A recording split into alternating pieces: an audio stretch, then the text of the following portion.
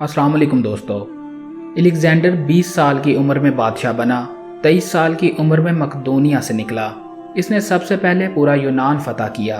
इसके बाद वो तुर्की में दाखिल हुआ, फिर ईरान के दारा को शिकस्त दी, फिर वो शाम पहुंचा, फिर उसने यरूशलेम और बाबुल का रुख किया, फिर वो मिस्र पहुंचा, फिर वो हिंदुस्तान आया और यहाँ पर इसने पोरस से जंग की और अपने अजीज़ घोड़े की याद में फालिया शहर आबाद किया।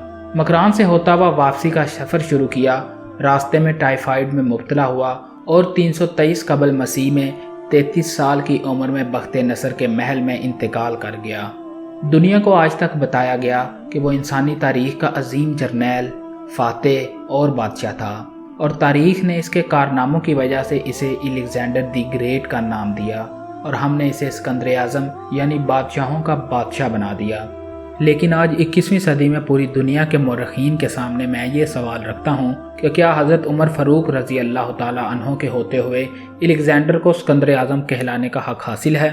मैं दुनिया भर के मौरखीन को सिकंदर आज़म और हज़रत उमर फ़ारूक रज़ी अल्लाह ताला अन्हो की फतूहात और कारनामों के मुवाज़ने की दावत देता हूँ और आप भी इसके बारे में एक बार ज़रूर सोचिएगा। एलेक्जेंडर बादशाह का बेटा था। इसे दुनिया के बेहतरीन लोगों ने घुड़सवारी सिखाई। इसे अरस्तू जैसे उस्तादों की सोहबत मिली थी और जब वो 20 साल का हो गया तो इसे तख्त और ताज पेश कर दिया गया, जबकि इसके मुकाबले में हज़रत उमर फ़ारूक रज़ी अल्लाह ताला अन्हो की 7 पुश्तों में कोई बादशाह नहीं गुजरा था। आप भेड़ बकरियां और ऊँट चराया करते थे और आपने तलवारबाजी और तीरंदाजी भी किसी एकेडमी से नहीं सीखी थी।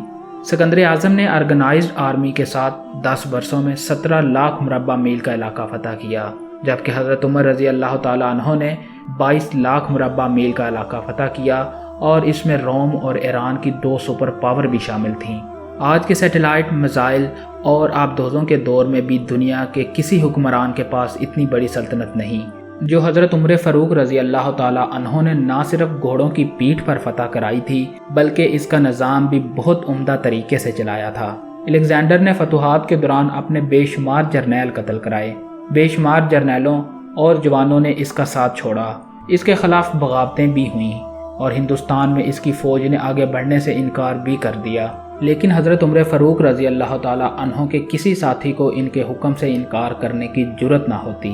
वो ऐसे कमांडर थे कि आपने ऐन मैदान जंग में आलम इस्लाम के सबसे बड़े सिपा सलार हज़रत खालिद बिन वलीद रज़ी अल्लाह ताला अन्हो को मज़ूल कर दिया और किसी को ये हुक्म टालने की जुर्रत ना हुई। आपने हज़रत साद बिन अबी वकास रज़ी अल्लाह ताला अन्हो को कूफे की गवर्नरी से हटा दिया। आपने हज़रत हारिस बिन काब रज़ी अल्लाह ताला अन्हो से गवर्नरी वापस ले ली। आपने हज़रत उमर बिन अल-आस रज़ी अल्लाह ताला अन्हो का माल जब्त कर लिया।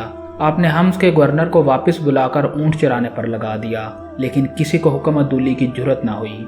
एलेक्जेंडर ने 17 लाख मुरब्बा मील का इलाका फतह किया, लेकिन दुनिया को कोई निज़ाम, कोई सिस्टम ना दे सका, जबकि हज़रत उमर रज़ी अल्लाह ताला अन्हो ने दुनिया को ऐसे सिस्टम दिए जो आज तक पूरी दुनिया में राइज हैं, जैसे कि सन हिजरी का इजरा किया, जेल का तसव्वुर दिया, मौज़न की तनख्वाह मुकर्रर की, मस्जिदों में रोशनी का बंदोबस्त कराया, पुलिस का महकमा बनाया, एक मुकम्मल अदालती निज़ाम की बुनियाद रखी, आपाशी का निज़ाम कायम कराया, फ़ौजी छावनियाँ बनवाईं और फ़ौज का बाकायदा महकमा कायम किया।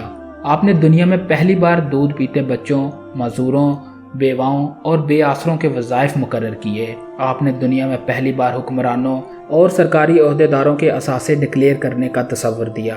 आपने बेइंसाफ़ी करने वाले जजों को सज़ा देने का सिलसिला भी शुरू किया। आपने दुनिया में पहली बार हुक्मरान क्लास की अकाउंटेबिलिटी शुरू की। आप रातों को तजारती काफ़िलों की चौकीदारी करते थे। आप फरमाया करते थे, जो हुक्मरान अदल करते हैं वो रातों को बेखौफ सोते हैं। आपका फरमान था, कौम का सरदार कौम का सच्चा खादिम होता है। आपकी मोहर पर लिखा था, उमर नसीहत के लिए मौत ही काफ़ी है। आपके दस्तरखान पर कभी 2 सालन नहीं रखे गए। आप ज़मीन पर सर के नीचे ईंट रखकर सो जाया करते थे। आप सफ़र के दौरान जहाँ नींद आ जाती, आप किसी दरख्त पर चादर तान कर साया करते थे और सो जाते थे और रात को नंगी ज़मीन पर भी लेट जाते थे। आपके कुर्ते पर 14 पैबंद थे और इन पैबंदों में से एक सुर्ख चमड़े का पैबंद भी था। आप मोटा खद्दर का कपड़ा पहनते थे। आपको नरम और बारीक कपड़े से नफरत थी।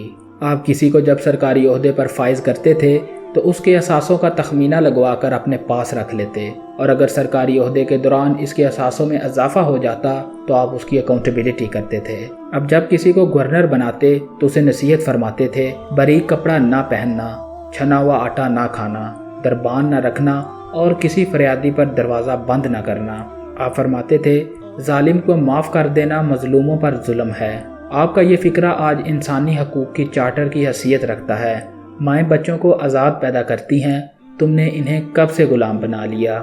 آپ فرمایا کرتے تھے کہ میں اکثر سوچتا ہوں اور حیران ہوتا ہوں کہ عمر بدل کیسے گیا۔ آپ اسلامی دنیا کے لیے پہلے خلیفہ تھے جنہیں امیر المومنین کا خطاب دیا گیا۔ دنیا کے تمام مذاہب کی کوئی نہ کوئی خصوصیت ہے، اسلام کی سب سے بڑی خصوصیت عدل ہے، اور حضرت عمر فاروق رضی اللہ تعالی عنہ وہ شخصیت ہیں جو اس خصوصیت پر پورا اترتے ہیں۔ آپ کے عدل کی وجہ سے عدل دنیا میں عدل فاروقی ہو گیا۔ آپ شہادت کے وقت مقروض تھے، چنانچہ آپ کی وصیت کے مطابق آپ کا واحد مکان بیچ کر آپ کا قرض ادا کر دیا گیا، اور آپ دنیا کے واحد حکمران تھے جو فرمایا کرتے تھے کہ میرے دور میں اگر فرات کے کنارے کوئی کتا بھی بھوک سے مر گیا تو اس کی سزا عمر کو بھگتنا ہوگی۔ آپ کے عدل کی یہ حالت تھی کہ جب آپ کا انتقال ہوا تو آپ کی سلطنت کے دور دراز علاقے کا ایک چرواہا بھاگتا ہوا آیا اور چیخ کر بولا، لوگوں، حضرت عمر فاروق رضی اللہ تعالی عنہ کا انتقال ہو گیا۔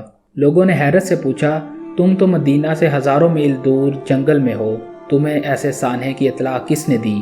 چرواہا بولا، جب تک حضرت عمر فاروق رضی اللہ تعالی عنہ زندہ تھے میری بھیڑیں جنگل میں بے خوف پھرتی تھیں اور کوئی درندہ ان کی طرف آنکھ اٹھا کر نہیں دیکھتا تھا، لیکن آج پہلی بار ایک بھیڑیا میری بھیڑ کا بچہ اٹھا کر لے گیا۔ میں نے بھیڑیے کی جرت سے جان لیا کہ آج دنیا میں حضرت عمر فاروق رضی اللہ تعالی عنہ موجود نہیں ہیں۔ میں دنیا بھر کے مورخین کو دعوت دیتا ہوں کہ وہ الیگزینڈر کو حضرت عمر فاروق رضی اللہ تعالی عنہ کے سامنے رکھ کر دیکھیں۔ انہیں الیگزینڈر حضرت عمر فاروق کے حضور پہاڑ کے سامنے کنکر دکھائی دے گا، کیونکہ الیگزینڈر کی بنائی سلطنت اس کی وفات کے 5 سال کے بعد ختم ہو گئی، جبکہ حضرت عمر فاروق رضی اللہ تعالی عنہ نے اپنے دور میں جس خطے میں اسلام کا جھنڈا بھجوایا وہاں سے آج بھی اللہ اکبر کی صدائیں آتی ہیں۔ وہاں آج بھی لوگ اللہ کے سامنے سجدہ کرتے ہیں۔ دنیا میں الیگزینڈر کا نام صرف کتابوں میں سمٹ کر رہ گیا، جبکہ حضرت عمر فاروق رضی اللہ تعالی عنہ کے بنائے نظام دنیا کے 245 ممالک میں آج بھی کسی نہ کسی شکل میں موجود ہیں۔ آج بھی جب کسی ڈاک خانے سے کوئی خط نکلتا ہے، پولیس کا کوئی سپاہی وردی پہنتا ہے، کوئی فوجی جوان 6 ماہ بعد چھٹی پر گھر جاتا ہے، یا پھر حکومت کسی بچے، معذور، بیوہ یا بے آسرا شخص کو وظیفہ دیتی ہے تو وہ معاشرہ، وہ سوسائٹی بے اختیار حضرت عمر فاروق رضی اللہ تعالی عنہ کو عظیم تسلیم کرتی ہے۔ وہ انہیں تاریخ کا سب سے بڑا سکندر مان لیتی ہے، ماں سوائے ان مسلمانوں کے جو آج احساس کمتری کے شدید احساس میں کلمہ تک پڑھنے سے پہلے دائیں بائیں دیکھتے ہیں۔ لاہور کے مسلمانوں نے ایک بار انگریز سرکار کو دھمکی دی تھی کہ اگر ہم گھروں سے نکل پڑے تو تمہیں چنگیز خان یاد آ جائے گا۔ اس پر جواہر لال نہرو نے مسکرا کر کہا تھا، افسوس آج چنگیز خان کی دھمکی دینے والے مسلمان یہ بھول گئے ہیں کہ ان کی تاریخ میں ایک حضرت عمر فاروق رضی اللہ تعالی عنہ بھی تھا، جن کے بارے میں مشرکین اعتراف کرتے ہیں کہ اسلام میں اگر ایک عمر اور ہوتا تو آج دنیا میں صرف اسلام ہی دین ہوتا، اور ہم آج یہ بھولے ہوئے ہیں کہ ہم میں ایک حضرت عمر فاروق بھی تھے جن کے بارے میں حضرت محمد صلی اللہ علیہ وآلہ وسلم نے فرمایا تھا، میرے بعد اگر کوئی نبی ہوتا تو وہ عمر ہوتا۔ ہم امید کرتے ہیں آپ کو آج کی انفارمیشن اچھی لگی ہوگی۔ ملتے ہیں ایک نئی ویڈیو میں ایک نئی انفارمیشن کے ساتھ، تب تک کے لیے اللہ حافظ۔